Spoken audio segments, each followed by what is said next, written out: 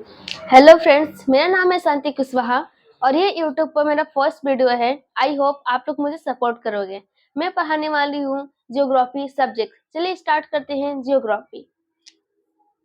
Geography दोस्तों, geography के अंदर 5 सब्जेक्ट आता है, यानी द 5 अगर 5 सब्जेक्ट्स को मिलाएंगे तो बनेगा हमारा जियोग्राफी। तो कौन-कौन से 5 सब्जेक्ट्स हैं? तो पहला है एस्ट्रोनॉमी। एस्ट्रोनॉमी। दूसरा है एस्ट्रोलॉजी।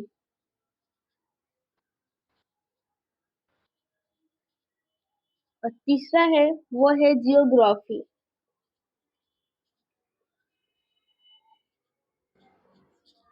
चौथा है वो है जियोलॉजी। एंड पांचवा है और ये है टोपोग्राफी।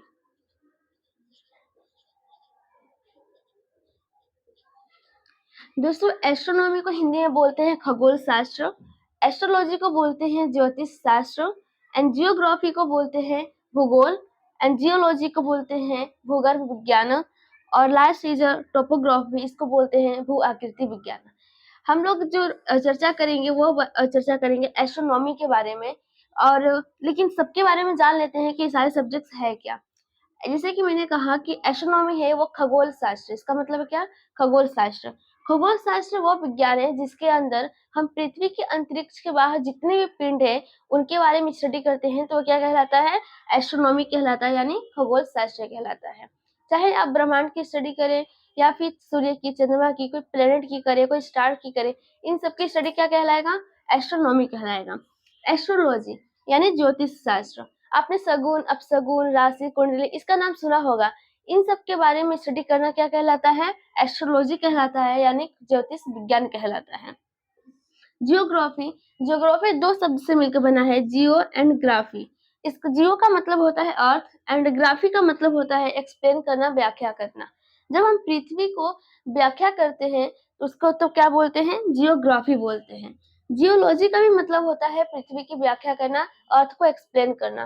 तो दोनों में डिफरेंस क्या है? जैसे मान लीजिए हमारा अर्थ है, अगर हम अर्थ के आउटर सरफेस के बारे में स्टडी करेंगे तो वो कहलाएगा जियोग्राफी। फॉर एग्जाम्पल के लिए हम किसी मानव की बस्ती के बारे में, उसके कल्चर्स के बारे में स्टडी करते हैं तो वो कहलाता है जियोग्राफी। बट जियोलॉजी का मतलब होता है कि अर्थ के इनर पार्ट्स के बारे में स्टडी करना। फॉर एग्जाम्पल के लिए अगर हम वोल्केनोस की स्टडी करते हैं या फिर अर्थक्वेक की स्टडी करते हैं तो वो स्टडी किसके अंदर आएगा? जियोलॉजी सब्जेक्ट्स के अंदर आएगा। या हम ये स्टडी करेंगे कि जो अर्थ है इसका फॉर्मेशन कैसे हुआ है, तो ये सब किसके अंदर स्टडी आएंगी? सब जियोग्राफी, जियोलॉजी के अंदर आएंगे। Now is topography. टोपोग्राफी क्या है? भू आकृति विज्ञान। जब हम किसी भी प्लेस का फीचर्स के बारे में स्टडी करते हैं, उसकी विशेषता के बारे में स्टडी करते हैं, तो वो स्टडी आता है टोपोग्राफी के अंदर। फॉर एग्जाम्पल के लिए कोई मिट्टी है तो हम उसका कलर जानना है, तो वो जो जानने की प्रोसेस है, जो हम ऑब्जर्व कर रहे हैं, वो किसके अंदर आएगा? ये टोपोग्राफी के अंदर आएगा। चलिए यहाँ से स्टार्ट करते हैं। एस्ट्रोनॉमी क्या है इसके बारे में हम पूरी अच्छी तरह से चर्चा करेंगे। और इसके एक टॉपिक के बारे में, वो कौन सा टॉपिक है? वो है यूनिवर्स। उसके बारे में हम पूरी अच्छी तरह से डिटेल में चर्चा करेंगे। लेकिन इसको जानने से पहले हम एक छोटी सी स्टोरी जान लेते हैं कि कैसे इन सब्जेक्ट्स जो थे, एस्ट्रोनॉमी हुआ, एस्ट्रोलॉजी, इनकी शुरुआत कैसे हुई थी। दोस्तों, आपको पता होगा इंसान पहले आदि मानव था, और जो आदि मानव थे वो जंगलों में रहा करते थे। और जब वो जंगल में रहते थे तो हमेशा सूर्य और चंद्रमा के प्रकाश में निर्भर रहते थे, क्योंकि वो जंगली जानवरों से वो सुरक्षा महसूस करते थे। तो दोस्तों, उनके माइंड में, उनके लिए सूर्य और चंद्रमा के लिए अरमानों में क्या भर गया? एक सम्मान की भावना भर गया। और वही सम्मान की भावना क्या जो जन्म हुआ किसका? एस्ट्रोनॉमी का, यानी खगोल विज्ञान का। क्योंकि उनको, उनके मन में उनके जानने के लिए जिज्ञासा भर गई कि सूर्य क्या है, चंद्रमा क्या है। तो ये जो जिज्ञासा थी, इसी का कारण बना कि एस्ट्रोनॉमी सब्जेक्ट्स का विकास हुआ, डेवलप हुआ। जो एस्ट्रोलॉजी है इसका विकास कैसे हुआ? जब सूर्य और चंद्रमा का प्रकाश कभी पृथ्वी तक नहीं पहुंचता, यानी जब सूर्य ग्रह या चंद्र ग्रह लग जाता था, तब जो आर्यमानव थे वो सोचते थे कि ये जो सूर्य है, चंद्रमा है, शायद इनके ऊपर कोई संकट आ गया हो, इसके वजह से उनका प्रकाश पृथ्वी तक नहीं पहुंच रहा है। तो इस प्रकार की अंधविश्वास चारों ओर फैल गया था, और इसी अंधविश्वास का कारण बना कि ज्योतिष विज्ञान यानी एस्ट्रोलॉजी सब्जेक्ट का विकास हुआ। बहुत लोग इस पर विश्वास करते हैं, बट बहुत लोग इसको अंधविश्वास मानते हैं।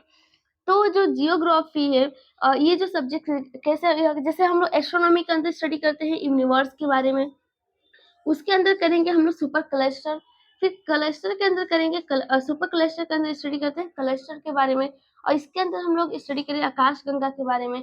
आकाश गंगा के अंदर पढ़ेंगे हम लोग नक्षत्र के बारे में, और नक्षत्र के अंदर पढ़ेंगे हम लोग सूर्य सॉरी सौर मंडल के बारे में, जो सूर्य 172 उपग्रह, धूमकेतु, उल्कापिंड, तो इन सब के बारे में हम लोग स्टडी करेंगे। जब हम पृथ्वी के बारे में स्टडी करते हैं, जब आउटर सरफेस के बारे में स्टडी करते हैं, तो आता है जियोग्राफी। एंड जब उसके इनर सरफेस के बारे में स्टडी करते हैं तो कहलाता है जियोलॉजी। जब हम किसी प्लेस का फीचर्स देखते हैं तो वो कहलाता है टोपोग्राफी। इस प्रकार ये सारे सब्जेक्ट एक दूसरे पे इंटरडिपेंड है। तो चलिए स्टार्ट करते हैं एस्ट्रोनॉमी से।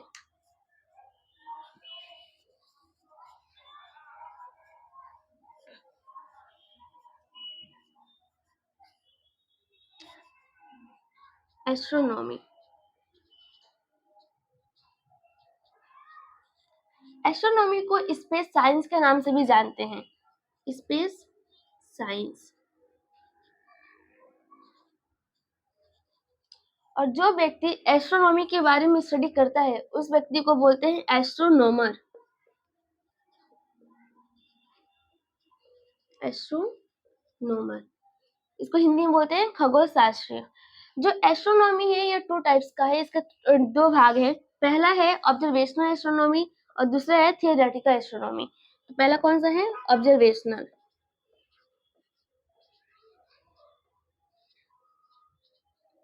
और दूसरा है वो है थियोरेटिकल।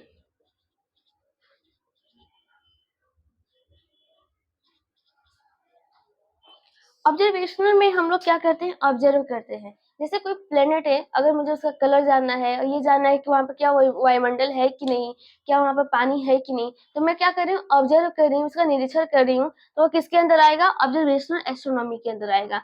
बट जब मैं ये जानने का प्रयास करूंगी कि जो प्लेनेट है उसका फॉर्मेशन कैसे हुआ है, तो वो किसके अंदर आएगा? थियोरेटिकल के अंदर आएगा। क्योंकि किसी भी प्लेनेट का फॉर्मेशन या फिर यूनिवर्स का फॉर्मेशन, तो वो सब क्या है? थियरी पर बेस है, इसलिए किसके अंदर आएगा? थियोरेटिकल के अंदर आएगा। जो मैं पढ़ाने वाली हूँ जिस टॉपिक के बारे में, यूनिवर्स, यूनिवर्स भी किसके अंदर आएगा? थियोरेटिकल के अंदर आएगा, क्योंकि यूनिवर्स भी बहुत सारे थियरी पर डिपेंड है। चलिए स्टार्ट करते हैं यूनिवर्स के बारे में।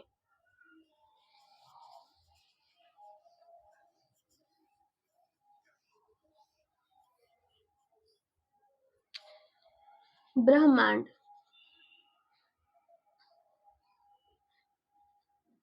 ब्रह्मांड जिसको इंग्लिश में बोलते हैं यूनिवर्स। जैसे कि मैंने बताया था कि जो व्यक्ति थे उनके मन में हमेशा जिज्ञासा थी सूर्य और चंद्रमा को जानने की। यह जिज्ञासा उनकी शांत नहीं हुई और भी बढ़ती गई। वो भी ये तक जानने का प्रयास किए कि ये जो सूर्य है, तारे हैं, चंद्रमा, ये कहाँ पर टिके हुए हैं। ऐसा कौन सा जगह है जहाँ पर ये सारी चीजें टिकी हुई हैं। तो उन्होंने एक नाम दिया, वो नाम था ब्रह्मांड का। इन्होंने कहा कि ब्रह्मांड एक ऐसा क्षेत्र है जहाँ पे सूर्य, तारे, चंद्रमा, सौरमंडल, जितनी भी सारी चीजें हैं, जितने भी खगोलीय पिंड है, ये सारे खगोलीय पिंड इस ब्रह्मांड के अंदर टिके हुए हैं। तो इसका नाम क्या पड़ा? ब्रह्मांड पड़ा, यूनिवर्स पड़ा। हम लोग जो यूनिवर्स है, ब्रह्मांड है, इसको लेकर बहुत सारी थियरीज आई, तो लेकिन कोई भी थियरी उतना सक्सेसफुल नहीं रही। लेकिन जो एक थियरी है बिग बैंग थियरी, वो काफी हद तक सक्सेसफुल रही। हम लोग बिग बैंग थियरी के बारे में डिटेल से चर्चा करेंगे। तो क्या है बिग बैंग थियरी?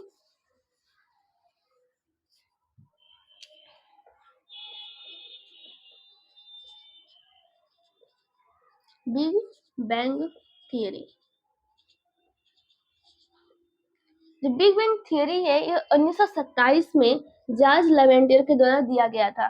तो जो जॉर्ज लेवेंटियर थे वो बेल्जियम के खगोल शास्त्री थे। तो किसके द्वारा दिया गया था? जॉर्ज लेवेंटियर के द्वारा।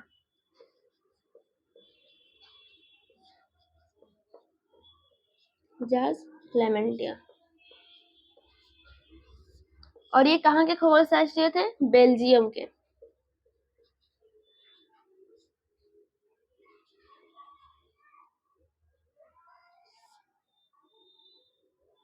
बेल्जियम के खगोलशास्त्री थे। जॉर्ज लेवेंटियर का कहना था कि 13.8 अरब वर्ष पहले 13.8 अरब वर्ष पहले अंतरिक्ष में एक बिंदु हुआ करता था। जो आज हम सूर्य, तारे, चंद्रमा, ब्रह्मांड ये सारी चीजें देखते हैं, ऐसा पहले कुछ नहीं था। 13.8 अरब वर्ष पहले ऐसा कुछ नहीं था।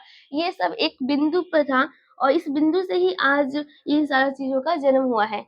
तो उस बिंदु का इन्होंने नाम दिया सिंगुलैरिटी। सिंगुलैरिटी। इन्होंने कहा इस बिंदु के पास असीमित मात्रा में गुरुत्वाकर्षण बल था, जिसकी वजह से यह अपने आसपास की चीजों को आकर्षित करने लगा। और जब ये सारी चीजें इस बिंदु पे आके टिकी, तब इस बिंदु का आकार बहुत ही अधिक बढ़ गया। और आकार बढ़ने के साथ साथ इसमें हीट यानी ऊष्मा जनरेट हुई, ऊष्मा भी इसकी बढ़ गई और इसमें विस्फोट हुआ। कोई छोटा मोटा विस्फोट नहीं हुआ, बल्कि महाविस्फोट हुआ। और इसी के नाम से जानते हैं महाविस्फोट का सिद्धांत यानी बिग बैंग थियरीज। तो बिग बैंग थियरी क्या कहता है, इसको एक बार हम लोग रिवाइज करते हैं। बिग बैंग थियरी 1927 में जॉर्ज लेवेंटियर के द्वारा दिया गया था। जॉर्ज लेवेंटियर ये बेल्जियम के खगोलशास्त्री थे और इनका कहना था कि 13.8 अरब वर्ष पूर्व अंतरिक्ष में एक बिंदु हुआ करती थी। उस बिंदु का नाम था सिंगुलैरिटी। इस बिंदु के पास असीमित मात्रा में गुरुत्वाकर्षण बल था, जिसके वजह से यह अपने आसपास की चीजों को आकर्षित करने लगी। और फिर इस बिंदु का आकार बहुत अधिक बढ़ गया और इसमें ऊर्जा भी की वृद्धि हो गई। जब ऊर्जा की वृद्धि हुई, ऊष्मा की वृद्धि हो गई, तो इसमें विस्फोट हुआ। कोई छोटा मोटा विस्फोट नहीं हुआ, एक बहुत बड़ा विस्फोट हुआ जिसको महाविस्फोट कहते हैं। और यही थियरी है महाविस्फोट का सिद्धांत, बिग बैंग थियरी। अब विस्फोट के बाद क्या हुआ दोस्तों, जैसे ही विस्फोट हुआ उसके बाद से 3 चीजों का जन्म हुआ। तो पहली चीज है वो है समय।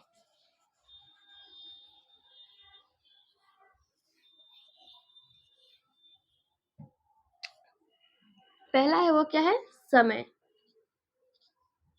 दूसरा है वो है स्थान और तीसरा है वो है वस्तु। अब समय 1 सेकेंड से शुरू हो गया। जैसे जब इस बिंदु के जो ये बिंदु था, ये क्या था, एक गुरुत्वाकर्षण बल के कारण सारी चीजें यहाँ पे आने लगी। जब विस्फोट हुआ तो जो चीजें थी, जहाँ पे ये वस्तु था, वो यहाँ से यहाँ तक पहुंचा, आजू बाजू सब बिखर गया। तो किसका जन्म हुआ, स्थान का, क्योंकि इस वस्तु ने यहाँ से लेकर यहाँ तक की दूरी तय की, यानी अपना स्थान बदला। तो किसका जन्म हुआ था, स्थान का जन्म हुआ था। वस्तु ऐसे कोई चीज होगी तभी तो यहाँ से यहाँ तक आई, इसलिए उसका नाम रखा गया वस्तु, यानी वस्तु का जन्म हुआ। दोस्तों आप दिवाली में पटाखा जलाए होंगे। जब आप पटाखा को हीट प्रोवाइड करते हैं तो पटाखा क्या होता है, विस्फोट होता है। और पटाखा जितने भी चीजों से बना होता है, जितने मटेरियल से बना होता है, चाहे वो कागज हो या कोई प्लास्टिक हो, वो सारी चीजें आसपास बिखर जाती है। ठीक वैसे ही बिग बैंग थियरी में भी हुआ था, इस बिंदु के साथ भी हुआ था। जब ये सारी चीजें जब तीनों का सॉरी जब इन सारी चीजों का जन्म हुआ था, तो इसमें क्या था, वस्तु था। अब धीरे धीरे वह वस्तु ठंडा होने लगा। जब ठंडा हुआ तो फिर से 2 चीजों का जन्म हुआ। पहली चीज थी वह था एंटी मैटर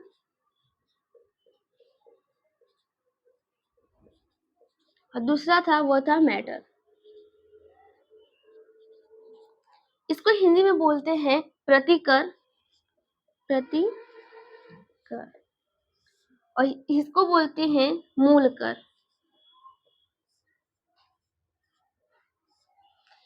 प्रतिकर में आप कुछ एग्जाम्पल याद रखिएगा। जो पहला है वो है ग्रेविटॉन,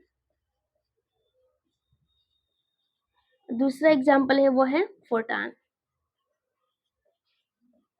और मूलकर का एग्जाम्पल है, पहला है इलेक्ट्रॉन, प्रोटॉन एंड न्यूट्रॉन। ये सारे एग्जाम्पल है मूलकर के। दोस्तों अब क्या हुआ, ये एंटी मैटर और मैटर दोनों कंबाइन हो गए, दोनों ज्वाइंट हो गए, तो फिर जन्म हुआ एटम का। एटम यानी परमाणु का। जो सबसे पहला परमाणु बना था, जो पहला एटम बना था, वो बना था हाइड्रोजन का, हाइड्रोजन गैस का। अब क्या हुआ, हर जगह हाइड्रोजन गैस के बादल बनने लगे।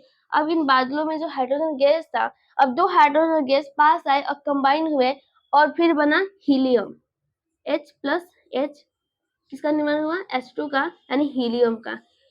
हाइड्रोजन से हीलियम बनने का प्रोसेस कहलाता है न्यूक्लियर फ्यूजन। न्यूक्लियर फ्यूजन की वजह से इन बादलों में हीट जनरेट हुआ और ये बादल जलने लगे, जिसको नाम दे दिया गया तारा का, यानी स्टार का।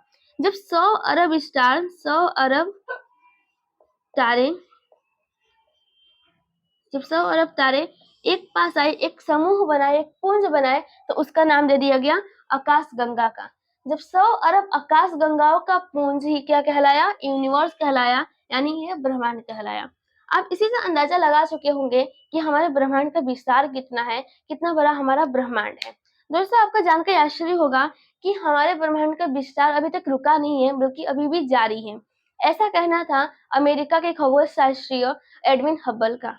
इन्होंने एक टेलीस्कोप बनाया जिसका नाम रखा हब्बल टेलीस्कोप। उस टेलीस्कोप से अंतरिक्ष में देखा और इन्होंने बताया कि जो आकाशगंगा है वो एक दूसरे से दूर जा रही है। इसका मतलब कि जो ब्रह्मांड में विस्तार हो रहा है, ब्रह्मांड में विस्तार जारी है। जैसे आप एग्जाम्पल के तौर से समझ सकते हैं, जैसे कि आप कोई गुब्बारा लीजिए और उस गुब्बारे पर 2 पॉइंट बनाइए। एक पॉइंट का नाम दीजिए ए, दूसरे पॉइंट का नाम दीजिए बी। लेकिन ध्यान रखिएगा कि इस गुब्बारे में बिल्कुल भी हवा भरी हुई नहीं होनी चाहिए। और आप पॉइंट बनाने के बाद अब उसमें आप हवा भरिए। जब आप हवा भरेंगे तो आप देखेंगे उस गुब्बारे का आकार बहुत ही बढ़ गया, यानी उस गुब्बारे में विस्तार हुआ, उसका आकार बढ़ गया। ठीक वैसे ही जब आकाशगंगा पास थी, अभी क्या हुई? दूर जा रही है। इसका मतलब कि ब्रह्मांड में, यूनिवर्स में विस्तार जारी है। एक फैक्ट और भी जानकर आपको आश्चर्य होगा कि एक ऑर्गेनाइजेशन है जो ये चाहता था कि हम लोग बिग बैंग थ्योरी को एक बार और दोहराएंगे। कौन सा है वो ऑर्गेनाइजेशन? वो ऑर्गेनाइजेशन है CERN, CERN।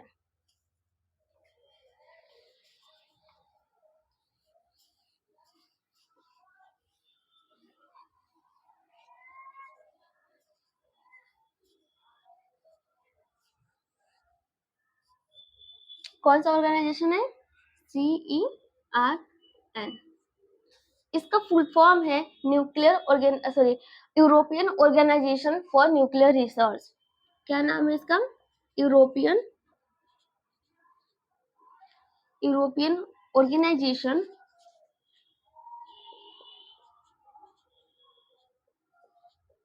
For nuclear research. इस ऑर्गेनाइजेशन की स्थापना हुई थी 29 सितंबर 1954 को, और ये ऑर्गेनाइजेशन का जो मुख्यालय है वो फ्रांस और स्विट्जरलैंड की सीमा पर स्थित है। ये ऑर्गेनाइजेशन चाहता था कि हम इस बिग बैंग थ्योरी को एक बार और दोहराएंगे और हम ये जानने का प्रयास करेंगे कि ऐसा कौन सा पार्टिकल था जिसके वजह से वो गुरुत्वाकर्षण बल या फिर वो वस्तुएं एक पास आई थी। तो दोस्तों, ये जो ऑर्गेनाइजेशन है उसने एक रिसर्च कंडक्ट किया 2010 में।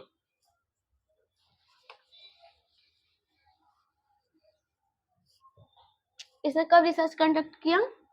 2010, 30 मार्च 2010 को। और ये रिसर्च किया जेनेवा में।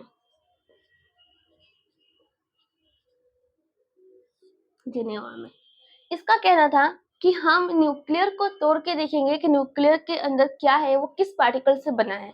फॉर एग्जाम्पल के लिए, अगर मुझे जानना है कि व्हाइट बोर्ड किस मटेरियल से बना है, किस चीज से बना हुआ है, तो इसका एक सीधा मतलब ये निकलता है। तो मैं क्या करूंगी? इस व्हाइट बोर्ड को तोड़ूंगी। किससे तोड़ूंगी? इससे भारी ऑब्जेक्ट यानी हथौड़ा से तोड़ूंगी। जब मैं हथौड़ा से इसको तब तक तोड़ूंगी जब तक कि हमें ये पता ना चल जाए कि ये व्हाइट बोर्ड किस मटेरियल से बना हुआ है। जब हम किसी मैटर को तोड़ते हैं तो हमें मिलता है मोलेक्यूल। जब मोलेक्यूल को तोड़ते हैं तो हमें प्राप्त होता है एटम। और जब एटम को तोड़ते हैं तो हमें मिलता है न्यूक्लियर, और उसके बाद से न्यूक्लियस, एंड उसके बाद इलेक्ट्रॉन। तो इसने कहा हम लोग न्यूक्लियस को भी तोड़ेंगे कि उसके अंदर क्या है। दोस्तों, अगर मान लीजिए मैं आपसे कहूँ कि आप न्यूक्लियस को तोड़िए और मुझे बताइए कि क्या उसके अंदर क्या है, तो दोस्तों आप क्या करेंगे? आप हथौड़ा का तो यूज नहीं करेंगे। तो मैं क्या करूंगी? न्यूक्लियस को मुझे तोड़ना है, तो मैं इसी के जैसे एक पार्टिकल लाऊंगी इसके सामने और उन दोनों का टक्कर करवा दूंगी, जिसकी वजह से क्या होगा? न्यूक्लियस टूट जाएगा। लेकिन सवाल ये उठता है कि कौन सा पार्टिकल्स होगा जिसे मैं न्यूक्लियस का टक्कर कराऊंगी।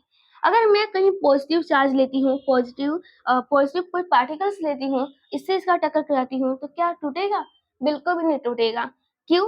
क्योंकि दोस्तों ये जो न्यूक्लियस है इसके पास एक पॉजिटिव चार्ज है और ये भी एक पॉजिटिव चार्ज है। जब ये दोनों एक पास आएँगे तो ये क्या करेगा, रिपल्सन का फोर्स क्रिएट करेगा और जिसके वजह से ये जो पॉजिटिव चार्ज और जो पॉजिटिव पार्टिकल्स है और जो ये न्यूक्लियस है ये कभी ब्रेक नहीं होंगे और क्या होगा कि हमें पता नहीं चलेगा कि न्यूक्लियस के पास ऐसा कौन सा पार्टिकल्स है। तो अगर मैं यहाँ पे माइनस चार्ज वाले इलेक्ट्रॉन को लेती हूँ तब क्या ये न्यूक्लियस टूटेगा? दोस्तों बिल्कुल भी नहीं टूटेगा, क्योंकि जो इलेक्ट्रॉन होता है इसका द्रव्यमान यानी मास बहुत ही कम रहता है और इलेक्ट्रॉन के पास माइनस चार्ज रहता है। जब मैं इसको जब मैं इसका टक्कर करवाऊंगी तो इलेक्ट्रॉन क्या करेगा, ये इलेक्ट्रॉन और ये जो भी पॉजिटिव चार्ज है माइनस पॉजिटिव क्या अट्रैक्शन फोर्स क्रिएट करेगा और ये कभी भी टूटेगा नहीं।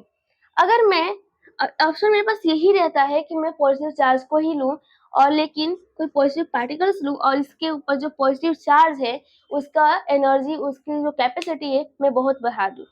ऐसे ही ठीक इसी रिसर्च ने किया। इसने कहा कि हम लोग इस पॉजिटिव चार्ज की एनर्जी कैपेसिटी बहुत अधिक बढ़ा देंगे। इसके चारों ओर एक मैग्नेटिक फोर्स और एक इलेक्ट्रिक फील्ड क्रिएट कर दिया। Magnetic field and electric field create कर दिया। ये जो सारा सिस्टम था इसने एक पार्टिकल एक्सेलरेटर मशीन में फिक्स किया था। उस मशीन का नाम था large hadron collider. Large hadron collider.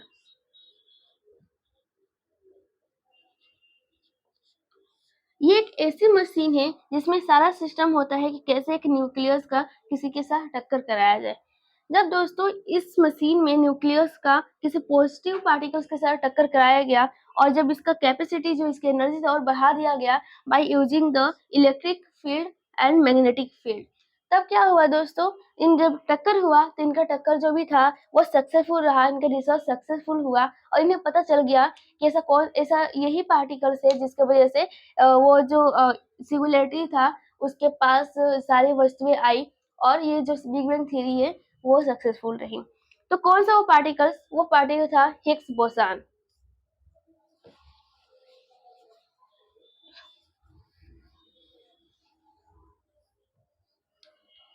Higgs boson ये एक ऐसा पार्टिकल्स है जिसके वजह से किसी भी एटम के अंदर, किसी मॉलिक्यूल्स के अंदर उसका स्वयं का मास होता है, उसका स्वयं का द्रव्यमान होता है।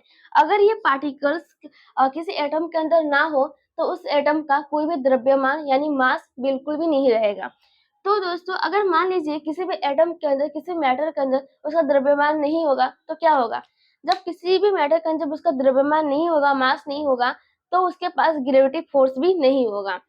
अब ग्रेविटी फोर्स से क्या संबंध है, दोस्तों जब ग्रेविटी फोर्स नहीं होगा तब वो क्या होगा, एक दूसरे के पास कभी अट्रैक्शन फोर्स नहीं आएगा और फिर जो बिंदु था सिंगुलैरिटी, जैसे कि हमने बिग बैंग थ्योरी में पढ़ा है, तो क्या उस बिंदु के पास कोई वस्तु आता, बिल्कुल भी नहीं आता, क्योंकि उसके पास हिग्स बोसान नहीं है, ग्रेविटी फोर्स नहीं है और जिसके वजह से उसके उसके पास अट्रैक्शन फोर्स नहीं है। तो दोस्तों जब ये बिंदु के पास कोई वस्तु आता ही नहीं तब ये इसमें हीट कैसे जनरेट हो रहा है, अगर हीट जनरेट नहीं होता तो विस्फोट नहीं हुआ होता, विस्फोट नहीं होता तो ना किसी चीज का जन्म होता, ना कोई पदार्थ का जन्म होता, जब पदार्थ का जन्म नहीं होता तो ये इम्यूनिवर्स या फिर हम लोग हैं सब कुछ भी नहीं बनता।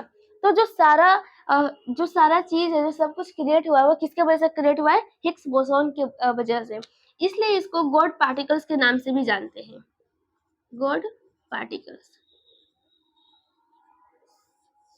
शायद इसलिए कहा जाता है कि कर में भगवान है, क्योंकि हर एक एटम के अंदर, हर एक परमाणु के अंदर हिग्स बोसान हर एक बोसान पार्टिकल्स मौजूद है। तो इस वीडियो में इतना ही। नेक्स्ट वीडियो में हम लोग पढ़ेंगे स्टार के बारे में, क्योंकि जैसे कि मैंने कहा कि जो गैलेक्सी होता है वो क्या होता है, 100 अरब तारों का एक पुंज होता है। तो हमें ये जानना होगा कि तारे क्या है। जब हम तारों के बारे में जान जाएंगे तो हमें पता चलेगा कि आकाश गंगा क्या है, उसके बारे में हम लोग स्टडी करेंगे। तो दोस्तों अगर इस वीडियो में मुझसे कुछ भी गलती हुई हो तो प्लीज मुझे माफ कीजिएगा, क्योंकि मैं कोई टीचर नहीं हूँ, मैं भी एक स्टूडेंट हूँ। तो प्लीज माफ कीजिएगा। Thank you so much.